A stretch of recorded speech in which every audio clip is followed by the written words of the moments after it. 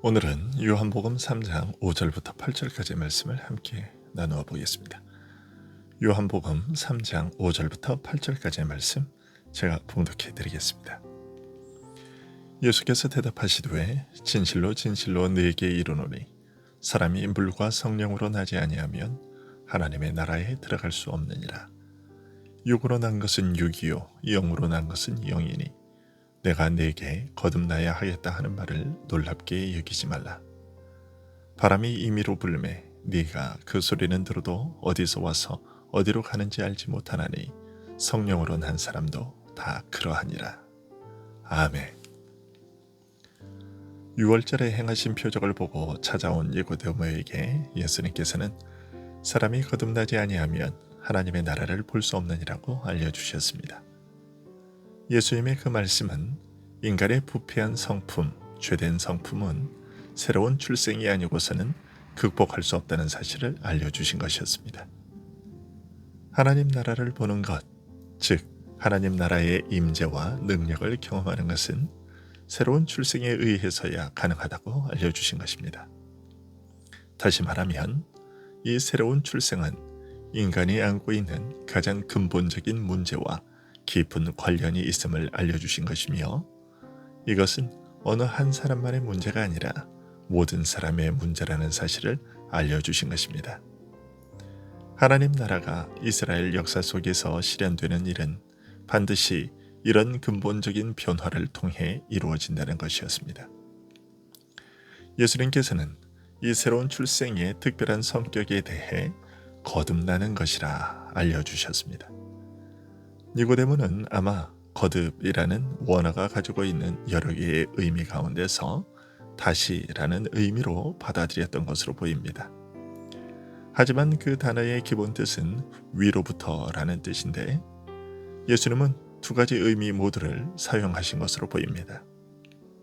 왜냐하면 성령의 신비한 역사에 의한 출생이며 또한 이 일을 가리켜 하늘의 일이라고 말씀하셨기 때문입니다. 말하자면 하나님 나라를 보기 위해서는 거듭나야 하되 하늘로부터 태어나지 않으면 안 된다고 알려주신 것입니다. 이런 예수님의 말씀을 듣고서 니고데모는 사람이 늙으면 어떻게 날 수 있습니까? 두 번째 모태에 들어갔다가 날 수 있습니까? 라고 물었습니다. 오늘 본문에서 예수님께서 니고데모에게 육으로 난 것은 육이요 영으로 난 것은 영이니 라고 하신 말씀으로 미루어 보건대 니고데모는 예수님의 말씀을 듣고 중생을 육적 차원의 출생으로 이해했음을 알 수 있습니다. 그리고 예수님께서 말씀하신 출생은 영적 출생이요 성령으로 말미암은 것이라고 밝힌 후에도 여전히 어찌 이런 일이 있을 수 있습니까? 라고 반문한 것을 보면 니고데모는 영적 차원의 것이든지 육적 차원의 것이든지 중생의 가능성 자체에 대한 회의감을 강하게 가지고 있었음을 짐작할 수 있습니다. 어쩌면 니고데모는 이스라엘과 자기 자신의 현실에 깊이 좌절하고 절망한 끝에 이스라엘이나 자신에게 중생과 같은 근본적인 변화가 있을 수 있다는 가능성을 아예 포기하거나 부인했는지도 모르겠습니다. 왜냐하면 지난 수천 년간 범죄와 심판을 되풀이해온 이스라엘의 역사를 떠올려 보면 자신은 물론이요 이스라엘에게 근본적인 변화가 있겠는가 하는 회의감과 의문이 있을 수밖에 없기 때문입니다. 이런 니고데모에게 예수님은 앞서 하신 말씀을 재차 확인하시면서 더 구체적으로 말씀하셨습니다. 물과 성령으로 나지 아니하면 하나님의 나라에 들어갈 수 없느니라. 하나님 나라에 들어가기 위해서는 반드시 거듭나야 한다고 밝히신 것입니다. 그리고 중생의 본질에 대해 보다 구체적으로 알려주셨습니다. 먼저 새로운 출생은 물과 성령으로 일어나는 일이라고 하셨습니다. 그리고 육으로 난 것은 육이요 성령으로 난 것은 영이라고 하심으로써 이 새로운 출생은 부모로부터 태어나는 육적 출생과는 다른 출생이며 성령으로 태어나는 영적 출생이라는 사실을 알려주셨습니다. 그러면 이 말들의 의미는 무엇일까요? 먼저 새 출생은 물과 성령의 역사로 말미암는 것이라고 하신 말씀을 생각해 보겠습니다. 여기서 물과 성령은 세례 요한이 물로 세례를 주면서 증거했던 성령으로 주는 세례를 예수님께서 베푸실 것이라고 세례 요한이 증거했던 그 말을 의식하고서 하신 말씀입니다.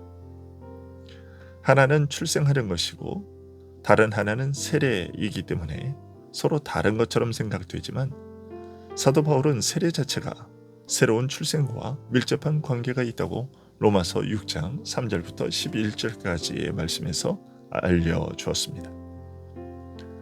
중생은 그리스도의 십자가로 말미암아 우리 옛사람이 죽고 그의 부활로 말미암아 우리가 성령으로 사는 새 생명을 가리키는 것입니다.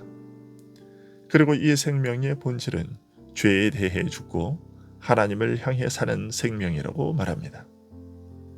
예수님께서는 하나님 나라에 대해 묻는 니고데모에게 사람이 하나님 나라에 들어가려면 반드시 이런 영적 출생을 경험해야 한다고 하신 것입니다.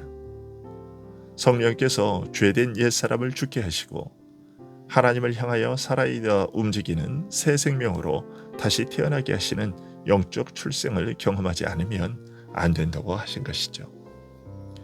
이런 영적 출생과 함께 그 사람은 하나님 나라에 들어간다고 말씀하셨습니다. 이처럼 중생을 하나님 나라에 들어가는 것과 관련 지으신 것은 특별한 의미를 갖습니다. 새로운 영적 출생이 바로 하나님 나라를 보고 경험하는 일의 시작이라는 뜻을 암시하기 때문입니다. 하나님 나라에 들어가야 하나님 나라를 경험할 수 있기에 중생이 해야 하나님 나라에 들어갈 수 있다고 하신 것은 결국 중생이 하나님 나라를 경험하는 일의 첫 시작이며 관문이라는 뜻으로 하신 말씀이라고 할 수 있겠습니다. 다른 많은 유대인들과 같이 예수님께서 행하시는 표적을 보고서 믿게 된 니고데모가 하나님 나라의 일을 여쭙자 중생의 필요성에 대해 말씀하신 것은 그들의 표적 신앙에서 드러난 문제를 지적하시고 그것을 해결할 수 있는 바른 길이 무엇인지를 알려주신 것입니다. 표적을 보고서 믿었지만 예수님께서 그들의 믿음을 신뢰할 수 없게 했던 그 부패한 성품과 죄의 문제는 영적 출생에 의해서만 극복된다는 사실을 알려주신 것입니다. 그래서 바울 사도는 성령께서 우리 마음에 이루시는 근본적인 변화를 경험한 자라야 진정한 하나님의 백성 이스라엘이요 참 유대인이며 참 신자라고 말한 것입니다. 이어서 예수님은 영적 출생의 그 신비로움에 대해서 알려주셨습니다. 바람이 임의로 불매 네가 그 소리는 들어도 어디서 와서 어디로 가는지 알지 못하나니 성령으로 난 사람도 다 그러하니라. 바람이 임의로 불매라고 하셨는데요. 이 말은 우리 믿는 자로 하여금 중생하게 하시는 성령의 역사가 오직 그분이 기뻐하시는 뜻에 따라 행하시는 주권적인 역사라는 뜻입니다.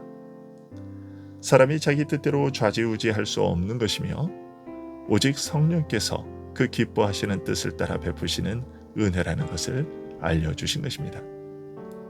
그리고 네가 그 소리는 들어도 어디서 와서 어디로 가는지 알지 못하라니 라고 하셨습니다.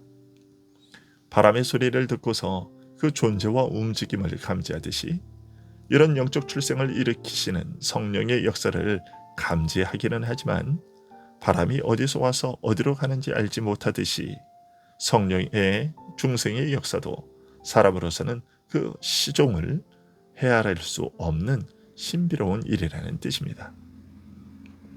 다음으로 성령으로 난 사람은 다 이러하니라고 말씀하셨습니다. 사람이 스스로 그렇게 되고자 해서 된 것도 아니요 애를 쓰고 노력해서 사람의 힘으로 이룬 것도 아니기에 성령께서 오직 기뻐하시는 뜻대로 베푸신 은혜이며 사람의 차원을 초월하는 능력으로 행하신 일이기에 믿는 자는 세상 사람이 이해할 수 없는 대상이 될 수밖에 없다는 것입니다. 그것이 어떤 사람들이 말하듯이 이적적이거나 우리의 영혼과 감정을 걷잡을 수 없는 감동과 감격 속에 몰아넣는 그런 격정적인 것이 아닐지라도 믿는 자는 성령께서 그의 마음과 영혼을 바꾸어 새롭게 하시는 은혜를 경험하게 돼 있는 것입니다. 거듭난 사람은 자신이 경험한 이것이 이전의 나와 지금의 나를 분명히 갈라놓는 것을 보게 됩니다.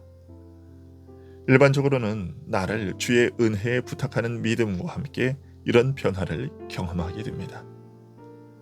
이 비천한 죄인을 주께서 받아주시는 은혜를 깨닫는 것과 함께 임하는 기쁨과 평강으로 경험하게 되는 것이죠. 내가 주의 은혜를 입었다는 기쁨, 나는 이제 주께 속한 자가 되었다는 기쁨과 평안이 그 사람 안에 반드시 있게 되는 것입니다. 근본적으로는 이전에는 하나님에 대하여 죽었던 내가 이제는 하나님을 향해 살아 움직이는 영적 생명을 반드시 경험함으로써 중생했다는 사실을, 내 안에 새 생명이 있다는 것을 반드시 확인하게 되는 것입니다. 성령으로 거듭난 사람에게는 반드시 이와 같은 사실이 있는 것입니다. 비록 예수를 믿고 난 이후에도 완전히 성화되지 못한 까닭에 이러저러한 죄들을 조금씩 짓기는 하지만, 그러나 예수 믿기 이전과는 확연히 다른 삶의 가치관이 변화된 것을 경험하게 되는 것입니다. 이것이 성령으로 거듭난 사람의 특징이요, 하나님 나라가 임한 것을 보게 되는 경험인 것입니다. 오늘도 하나님 나라의 이 강력한 역동성을 경험하는 복된 하루가 될 수 있기를 간절히 소원합니다. 기도하겠습니다.